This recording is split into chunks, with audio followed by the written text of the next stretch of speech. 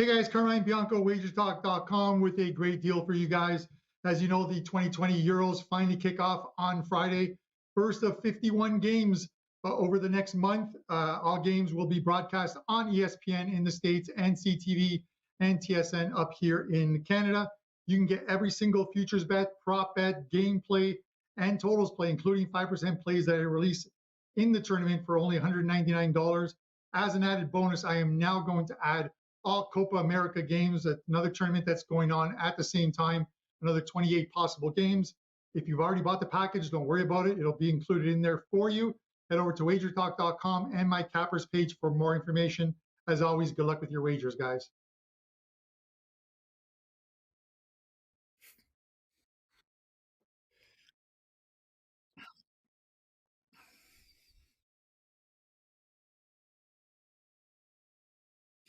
Happy Thursday, guys. Welcome to this edition of Stoppage Time.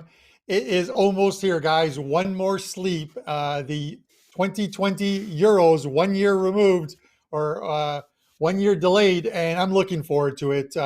It's being played for the first time in 60 years of this, the history of this event. It's being played across the continent in 11 different cities, so many different scenarios. 24 very good teams, and I'm really looking forward to it. And to break it down, my co-hosts from WagerTalk.com, Kevin Dolan and Nick Borrman, and from SportsMemo, Pavlos, Laguretos. Let's bring them in. Kev, I'm going to go to you first, my friend. One more game, buddy. One more day. I'm really looking forward to this. I know you're looking forward to this, and you're ready to jump right into it. You have a 5% play going on Saturday that we'll discuss a little later as far as promos go, and 15-2 run with these 5% plays since April. Absolutely fantastic. How you doing, my friend? Oh, good, Carmine. It definitely feels a wee bit like Christmas. You know, you're talking about one more sleep and stuff like that. So, yeah, I mean, look, it's great to be back on here. It's been a while. So glad to be back here talking some soccer finally. And as you say, absolutely pumped for this summer's Euros. It's one of the best times of the year. And my own package, I believe we have in the region of 25 selections already loaded up as part of that package. And we haven't even kicked off yet. So, excited for that and excited to break down some games on today's show. All right, I'm looking forward to it. Nick Borrman, 86-57 with the Euro qualifiers. 60%. That in itself is very impressive, especially because obviously, the teams are in this tournament are the teams that were within those plays. So you become very familiar with these nations. I know you got a 5% play going on the weekend as well. So I'm looking forward to hearing about that, and we'll discuss the promos later as well too. How you doing, my friend?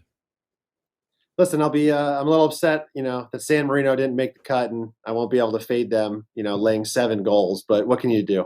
I've been looking forward to this tournament for the last 2 weeks since the Champions League final, and excited to talk it. I love international soccer and these teams playing for their country. So this will be a fun month.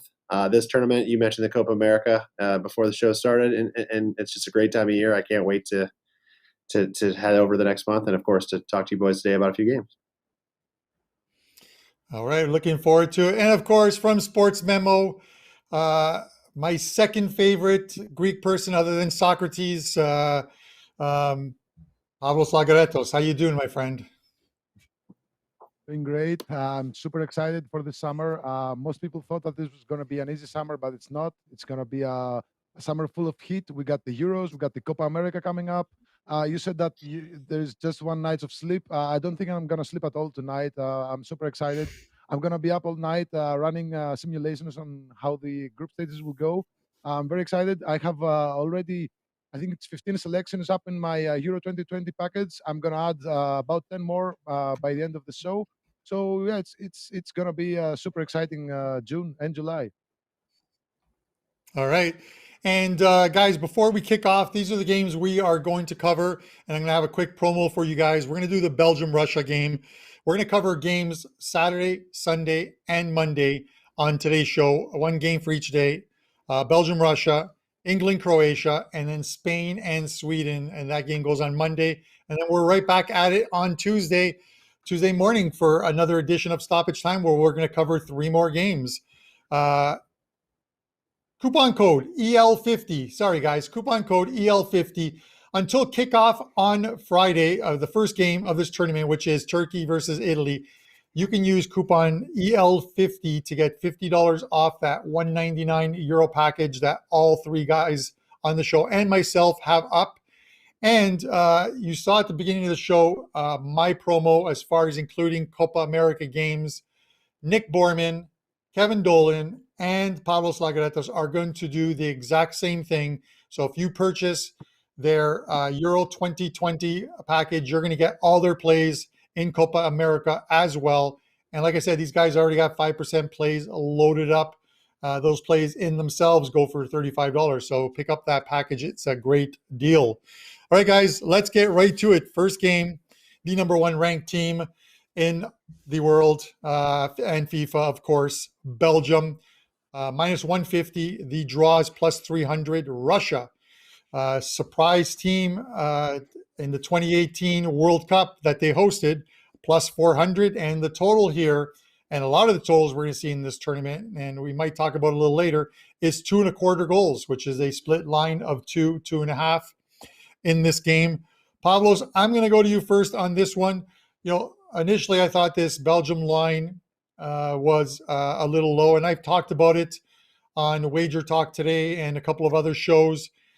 Obviously, it's a tough game for Belgium. They are one of the tournament favorites. They are traveling to St. Petersburg for this game and likely will not have, at least for the first game, one of the best footballers in the world and midfielders in the world, Kevin De Bruyne, in that game. If he somehow travels with the team, Pavlos, that line goes up from 150 to probably 180, 190. But I think if he doesn't travel with the team, he'll head over to Copenhagen and get ready for that second game against Denmark, which is a big game in the group. Give me your thoughts on this game. True, I believe that he won't play in the first match. He recently had a minor procedure to fix his some broken bones in his face. I don't think that the Belgians will risk any relapse in his injury. So I was reading some news today. I think he's gonna stay. He's not even gonna travel for this match. So I don't think the line is gonna move all that much now. If Belgium were at full force with Kevin De Bruyne and then Hazard at full force, this line was going to be much different, and there wouldn't be any doubt as to who's going to win the match. But I saw Belgium in their two recent friendlies, the 1-0 win over Croatia and the 1-1 draw against Greece. Well, I didn't really like what I saw. I still think that they are the favorites to win this match. I mean, if they have a trouble beating Russia, then things are gonna get really complicated for them because they have a very important match against Denmark. Of course, everyone expects to beat Finland, but I don't think the Russians are going to roll over and die here. Of course, they play at home turf. They're gonna have a lot of fans cheering for them. So this is not an easy match for Belgium. I still think that they'll get it done. So Belgium with minus 3/4 goals is something to look at. But looking at the totals, I really like the over 2.25 goals. Maybe you'll find that at 2.5 goals at some sports books. I still think it's playable. Belgium, they do have, they have a great generation of players, but they've struggled to keep clean sheets lately. They've only kept clean sheet against Belarus and England in their last 10 or 11 matches,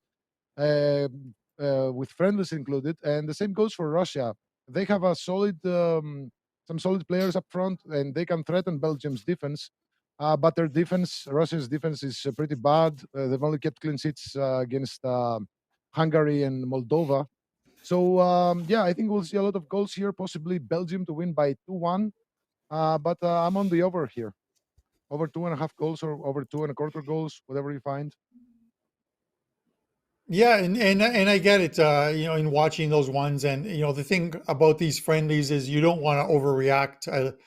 I think, and we don't normally. If you watch and follow enough of this, you don't want to overreact to what's happening in the friendlies, because this is all about the managers fine tuning some players, getting a lot of their roster in, especially into the second half, and rotating. And then you see some teams, the Croatia game, they pretty much had their full lineup in there, but you see some of these teams in their friendlies where the first game that they played had a majority of their bench in, and the second game is they're using their starters in the first 45 to 60 minutes and then rotating them out.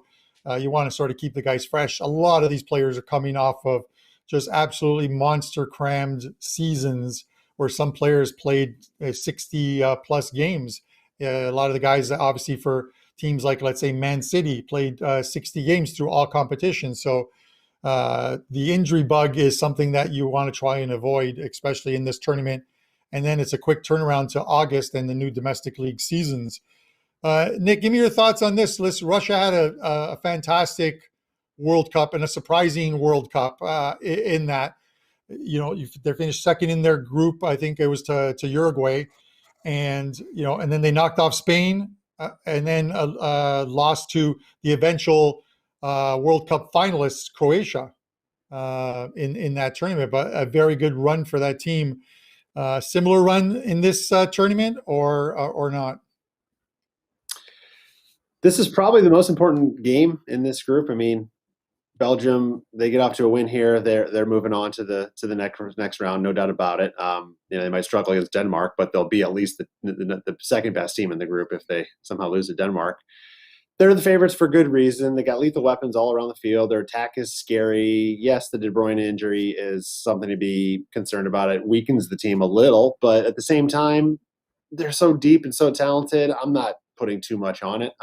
These two teams played in the qualifier rounds, and Belgium won 3-1 and 4-1 in those games. De Bruyne and Lukaku didn't even play in one of the games, and they still won 3-1. I mean, it's just a point of this team has plenty of talent and plenty of depth to overcome De Bruyne being out. Will he make the team better? Of course he will. But is it an is the price changed because he's not in the lineup to the point where that Belgium is still a good side to play and a favorite to play at laying less than a goal? Yeah, it's technically on the road, right? It's in Russia, but I don't care. I think Belgium is the side to play in this game. But I agree with Pavlos on the total. I think I think this is an important game of Belgium. If they win this, they can pretty much mark their spot in the round of 16, and getting a good goal differential will give them a little safety net in case they lose against Denmark. But listen, the over records for both of these teams. I mean, Russia, all three of their World Cup qualifier games over the total, 4-2 over the total in their Nations League games in the fall, and 8-2 in their qualifying. Belgium, almost identical, 2-1 in the World Cup qualifiers, 4-2 in the Nations League, and 8-10 also in the Euro qualifying. And I know some of those qualifying games are against, like I mentioned before, San Marino's and some where they can rack up 6-7 goals. But point is they have the talent. These two teams already played to, as I mentioned, 3-1 and 4-1 matches in qualifying. Knockout stages are a little different. Group stages in this tournament are a little different, and they're going to be a little bit more cautious. But at the same time, I think Belgium wins the game. I think it goes over the total. I love the plus price at 2.5. I got it around plus 130. And if you combine the two, you're getting around plus 185, Belgium and over 2.5 goals. So I think it's a great way to get the tournament started off with a good plus price winner, is taking that combo, or play it safe and just take either one by themselves. Yep, some very good points there, Nick. Kev, Pavlos made some good points. Obviously about De Bruyne and Hazard. And Hazard came back and played, I think, like 10 minutes in their last friendly or warm-up game. So, I don't think he's ready to play, obviously, 90 minutes. And I keep talking about just follow the team and their travel news and see what team is traveling to Russia for this. And if De Bruyne travels with the team, he's going to feature in some way. I don't think he's going to at all, but if he travels with the team, he's going to feature, whether it's coming off the bench or whether it's starting the game. Again, my feeling is he doesn't travel. There's plenty of tournament left, and they do have a good squad, but they have a brutal travel schedule. So that's something that you have to look into. Teams like Switzerland will travel 20,000 kilometers in this tournament during the group stages, whereas in 2016, they only traveled 2,000 kilometers. So think about that. This team is going to have to travel to Russia, then to Copenhagen, and then back to Russia. It is a pretty crazy travel schedule. Kev, give me your thoughts on this game with De Bruyne out. minus 150. Are they still the play? Yeah, I mean, look, there's no doubt about it. De Bruyne's one of the best players on the planet. But I just can't help but feel, nonetheless, that the media is making a bigger concern out of it than it is. Because, look, as Nick said, this Belgium team, they're not a one-man team. They're so incredibly deep. And look, we know Hazard, Witsel, there's also a couple other players out as well. So I don't necessarily think it'll be a gimme by any means for them here on Saturday. But I do expect Belgium, nevertheless, to come here and get the win here in St. Petersburg, because they'll need to take command in Group B because, we know that there'll be other teams vying for that top spot as well. And Belgium, absolutely superb, in the run-up to this tournament. Perfect qualifying campaign, 10 wins from 10. That was followed by just one loss from the last 16 since then across the Nations League and friendlies. Their only loss being that 2-1 loss to England. I watched that game. They were a little unlucky as well. So I think it shows you just how strong this Belgium side really are and how well they're playing right now. As Nick said, the Belgians as well have also dominated Russia recently. 7-2 aggregate scoreline spread across their last two heads-to-head. They've already come to this venue and thumped Russia 4-1 as well. So I don't think home advantage will count for a whole pile here for Russia either. And as I say, I think Belgium have more than enough talent to get the job done here on Saturday night. I saw the price on Belgium. It got clipped into about minus 143 this morning, so it's coming down. In all honesty, it's getting very hard for me at this point to look past that price, knowing the quality that Belgium have, and it's probably a game that's going to make my card when all's said and done. So, yeah, Belgium for me on the money line for Saturday. All right, you heard it. Belgium for him. Before we get into the next game, which is the England-Croatia one, I want to mention up at WagerTalk, you can download a free preview of the 2020 Euros. All the guys are in there. We have a preview of the groups. We have top 10 power rankings, games of interest, the schedule for the tournament, and then on each group that I have broken down, I also have how I figure each group will finish top to bottom, the first four places. If you're someone who likes playing futures bets, and I'm going to mention this now, it's sort of a 101 of how to look at future bets to make sure that the teams that you like aren't going to meet before the finals and pretty much X out one of your plays. You can run as many sims as you want, which I did in the past. I'm not sure what that noise is in my ear, but in the past, but it's basically setting up your group, which will populate the brackets. You can find this on the Euro 2020 website at UEFA.com, and set up your groups. It populates the bracket for you, and you follow your teams, and just try not to have a couple teams that are on the same half of the bracket. That's the easiest, the layman's way, 101. There's a lot more to it, but that's probably the easiest way. But you can find my selections, top four selections for each group in that publication at WagerTalk. Hit my capper page and you'll find it in the download section. With that said, guys, let's just head into game two here. England, Croatia. Similar line to the Belgium one. England minus 150. The draw is plus 270. Croatia's plus 450. The total is 2.25 goals. Again, split line of 2.5. This game is being played at Wembley Stadium. Crowd, there will be crowds, of course. 22,500 fans, according to the website, will be allowed at Wembley Stadium. Nick, I'm going to go to you first on this one. The Three Lions. Is this one of those we're looking for revenge? Because these are the two teams that did meet in the semifinals of the World Cup in 2018. England took that 1-0 lead to halftime, kind of shut it off in the second half. A Croatia second half goal and then a extra time goal sent them on their way to the finals. Give me your thoughts on this one.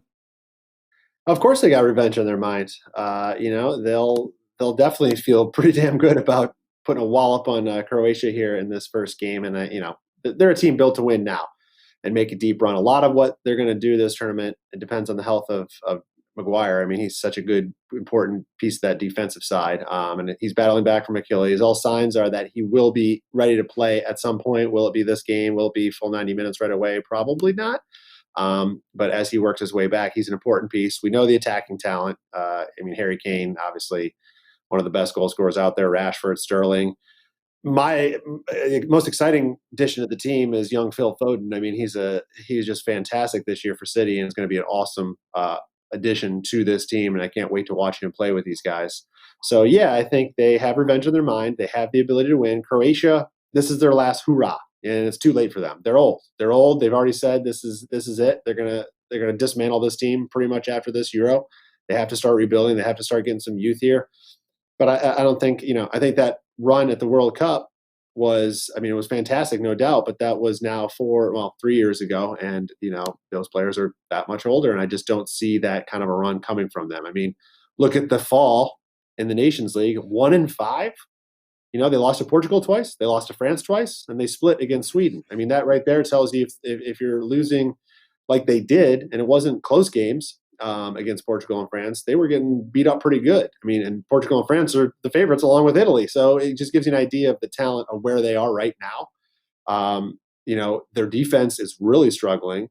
And if you look at the scoreline in the Nations League games, they were outscored 9-16. All 6 games finished over 2.5 goals. Could be another angle to play this game just because of Croatia's defense. But I like England to win. I think the price is fine still at -145. Is what I got it at, and I don't see any other result happening here. But I would also look to the over just because Croatia, I think, is struggling on the back end. Right, some good points there on this one. Let's go to Kevin next on this one. Kev, give me your thoughts on this one. I know deep down, while you are an Ireland fan, you must be a Three Lions fan as well. I'm not sure what that fan noise is or where it's coming from. But we need to kill it. I don't know what's going on either. Someone is printing. Give me your thoughts. Well, I can tell you right now, I definitely do not support the Three Lions. But look, in terms of this game, it's funny. I've gone over this game so many times in my head since it was first announced, and I just can't get a read in the side at all in this game. Initially I was leading towards England. I think there's no question in my mind, at least, that, since their World Cup semi-final meeting 3 years ago between these two teams, in which Croatia knocked England out in extra time, that England have progressed, in my opinion, since then, while Croatia have arguably regressed. As Nick said, they're getting older. So the value, at least to me, seems to lie with England here. But, over the last couple of days, as this game's drawn a bit closer, I've kind of been second-guessing myself a wee bit in that regard. England are the better team here. There's no question about that. But, when players such as Modric, Kovacic, Perisic, and so on, Croatia, they have such a wealth of world-level experience to draw upon that I can honestly see them coming here, stifling England, especially through that midfield area, and just grinding out a result in the process. We know the English, especially this side of the Atlantic, where the English ramp up these kind of tournaments into absolute fever pitch prior to kickoff. There's so much expectation, so much pressure, heaped on the team. We've seen it all before. And, especially with this being the opening game at home in Wembley as well, I just can't help feeling Croatia's vast tournament experience, will see them carve out that result here, especially as the Croatians have never lost a European opener in their entire history. So I'm going to avoid the side here because of that, but I do lean under on the totals at 2.5. It definitely would have been a play for me, but at 2.25 is just a hard lean to the under at this point. Look, as well, another prop lane for me, Harry Kane at plus 300 to be first goal scorer also might be worth a look here, as I don't see this being a shootout in this game by any means. So, yeah, I think goals probably come at a premium here. Plus 300 looks decent on the Englishman to draw first blood on Sunday. So, yeah, Harry Kane first goal scorer, plus 300 and under 2.25 are the two lanes for me in this game. All right. And obviously Kevin was visited by the ghost of Jack Charlton of the Three Lions. Hopefully he was a little upset about Kevin's comment on the Three Lions. Pavlos, give us your thoughts on this game. Croatia, England. I'm gonna tell you, back in 2018, during that game, that semifinal game, I'm with a bunch of my friends who are all Three Lions fans, all Englishmen, and I literally have to do that inside celebrating. I'm having pints with them, but my money is on Croatia in that game, and you can't really cheer. You're going to get pounded. But give me your thoughts on this one. Is it a an England win. This tournament sets up really well for them in the sense of if they make it to the final, they'll essentially play 6 of their 7 games on home soil at Wembley. All 3 group stage games, the round of 16, and the quarterfinals will be at the Stadio Olimpico in Rome, but then the semifinals and finals will be back at Wembley Stadium. Thoughts? Yeah, you guys made some great points about the rosters of this team, of those teams. England, they have a really good roster, but I think they'll be much better in like the next Euro. They have a lot of players who are under 22 years old. They got Saka, Foden, Mount, Sancho. All these players are really good prospects. But I don't really feel comfortable, or I don't know. I don't really feel good for England in this tournament. And I'm gonna say exactly why. If they finish first in the group, they're gonna play the second of the group of death. Whoever finishes second in the group of death is gonna play with England. If England finish at the top of this group, but if England finish at the second spot of this group, they're gonna play with the second of Group E. Group E that features Spain, Sweden, Poland, and Slovakia. So if I was England's manager, I would somehow try to, cook the results and maybe finish at the second spot and avoid the group of death at all costs. However, I don't think that this is going to happen for a lot of reasons. One of the reasons being that England will be playing most of their matches at Wembley Stadium, and there's going to be a lot of fans cheering. So it will look a bit suspicious if they somehow lose to the Czech Republic, maybe in the final match day, and finish second. So I do think that England will finish at the top of this group, but they will crash out in the round of 16. I don't see them going deep in this tournament. That's just me. Now about Croatia, I I don't like what they've done with the team. I think that some guys from the old guard could be still be playing here, but they don't. For example, Mandzukic up front. They do have an aging back line.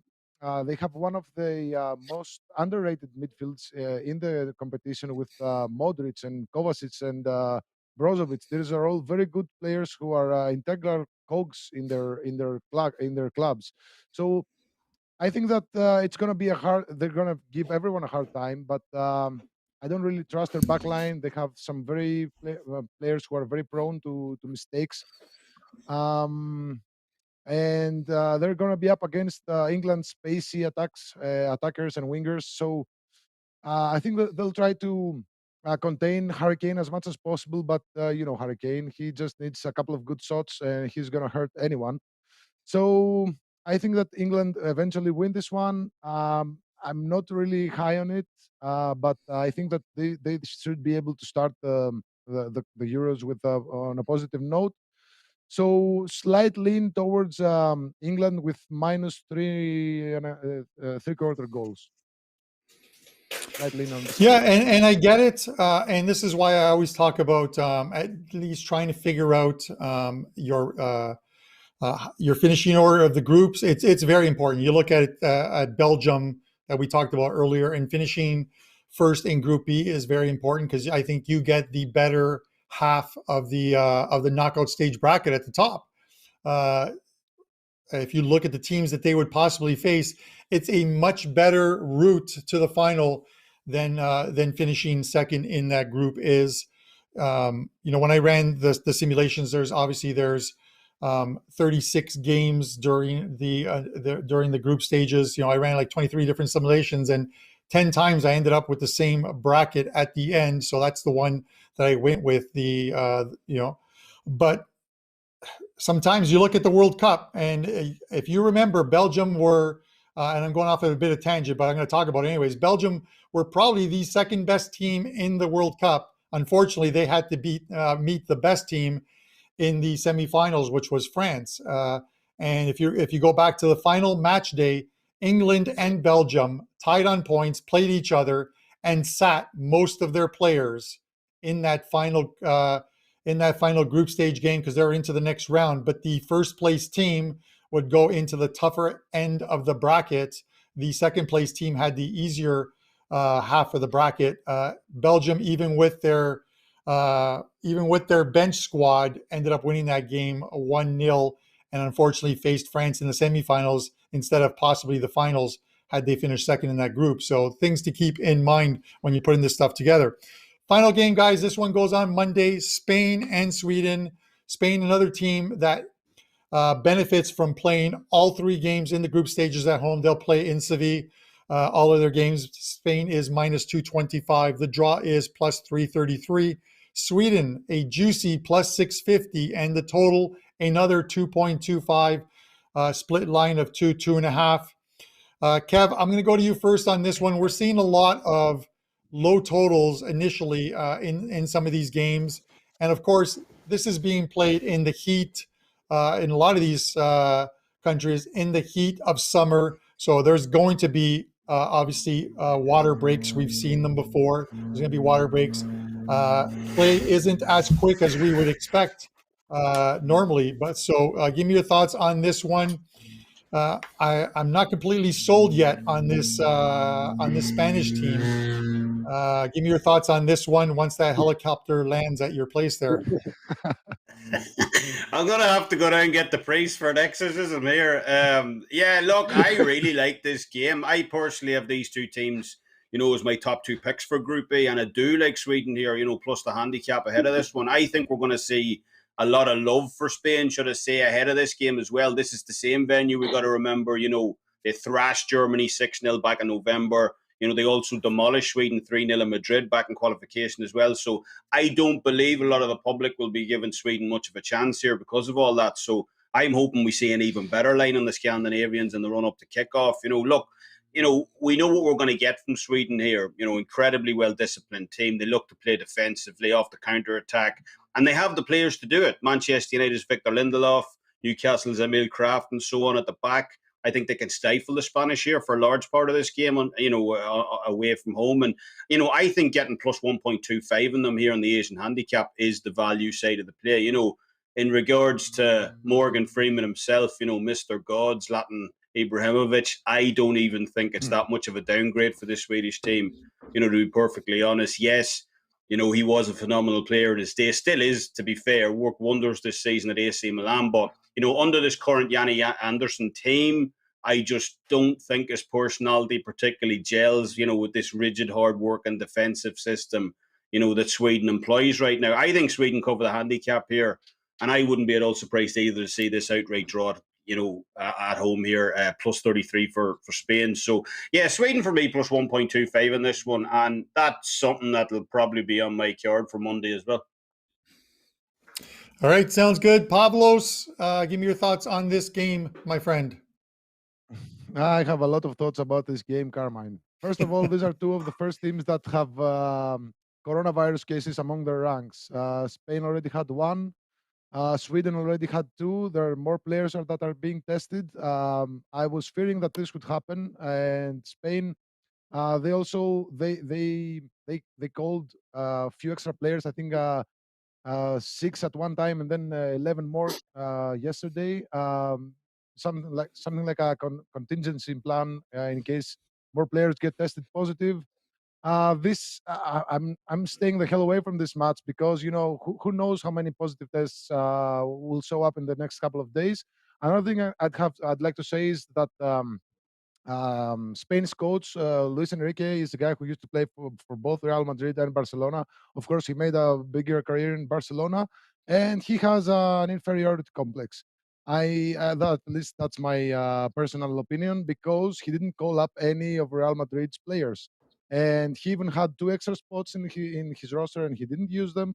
He didn't bring Sergio Ramos or any of Real Madrid's players. Okay, Real Madrid didn't have a nice season overall, but I mean, it's like it's intentional to just avoid getting any Real Madrid players. So this is not something I'd like to see from a coach. I don't really like Spain anyway, because they did the transition, they renewed their team, but I still don't feel very confident in backing Spain here.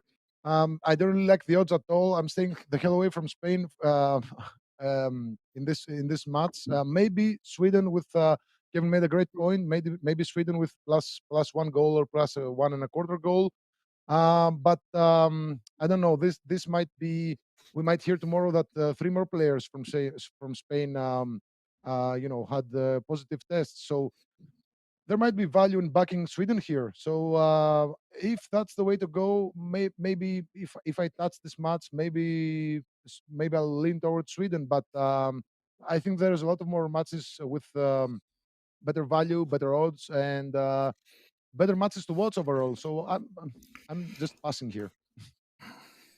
Yeah, and I get it. And the things that the managers do, Pavlos, and you're much younger than me. I'm not really sure on your age, but I'm not sure you even remember what happened in like 2007 when Spain was going through what they were going through with their team, and they completely changed the makeup of their team, and just in time for the 2008 Euro Championships. And back then it was Luis Aragon who was the manager of the Spanish team, and he left. I always pronounce the name wrong. Raúl off the team, Real Madrid legend, and the media just literally picked him apart on making that omission from the team. What happened in 2008? Spain won the Euros. What happened in 2010? They won the World Cup. What happened in 2012? They won the Euros again. So sometimes the managers make the right moves. So I get the whole Sergio Ramos thing with the Real Madrid and a lot of their fans and the media there. If Spain falters in this tournament, it's all going to come back on the manager here. Nick, final word on this game. I don't know. There's too much uncertainty right now. I mean, Spain is getting vaccinated. The entire team's getting vaccinated either today or tomorrow. For those that have been vaccinated, there's a good chance you feel like shit for a couple days. And there's a good chance that affects some of these players, not to mention that there could be more positive tests as there's already 2 now, Pavlos, Busquets and Llorente, and there could be more. And they have basically a second team ready to go, which is a mix of some old players with plenty of experience that didn't make the cut this year, and a lot of their under-21 squad. So, I mean, there's way too much uncertainty to know who the hell's going to even play for this game. I would say this. If you're going to take Sweden, take them now, plus 1.25. Likely, as stuff comes out and perhaps another player or 2 for Spain drops out, this line probably starts to drop. So on that note, if you're thinking of Spain, you could probably possibly wait, or you definitely want to wait because you want to see what their squad's going to be. If this was full strength both ways, I would say Spain wins this more often than not. I mean, they would probably hold 70% possession of the game and just slowly wear down Sweden over 90 minutes. I don't like the line value either, even if they were at full strength at minus 1.25. But I think there's just too much uncertainty here. I think you got to wait. Sweden, I don't like them. I'm not a big fan of them. They struggled. I mentioned Croatia. They were in that same group in the Nations League, got dominated by France and Portugal, and split with Croatia. So another team I'm not high on. But Spain, they'll probably still win the group. They should win the group, but I don't see them making a big run here. I mean, dose 1 of the vaccine today or tomorrow, and then dose 2 right before the quarterfinals could affect them there as well.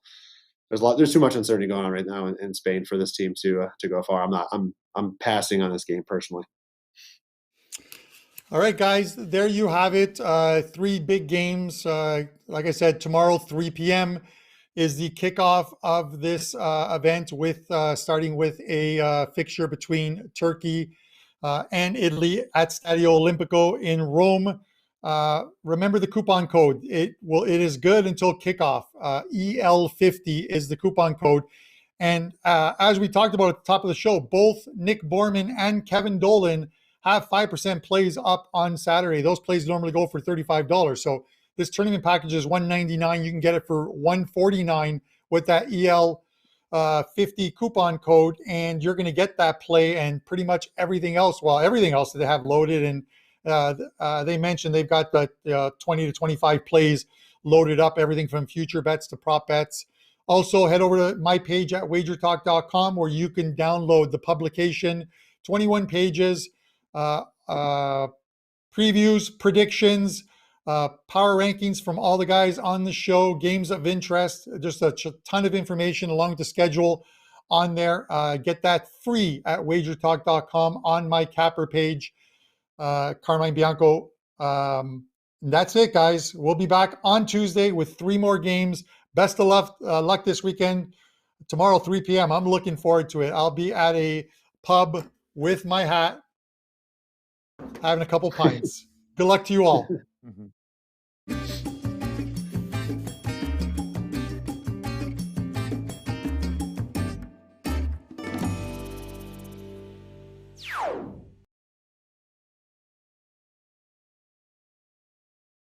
What's happening, guys? Just a quick update in regards to our already jam-packed Euro 2020 tournament package that's up at WagerTalk right now. Is the fact we're adding all Copa America plays as part of that package for absolutely free. That's 51 games in the Euros, 28 in the Copa America, spread across two of the hottest tournaments in international soccer, all for just $199 to pad your bankroll right through the summer. And that goes down to just $149 if you take advantage of coupon code EL50 before 3 p.m. on Friday. Head on over to my handicapper page at WagerTalk for more info. And as always, until next time, Slán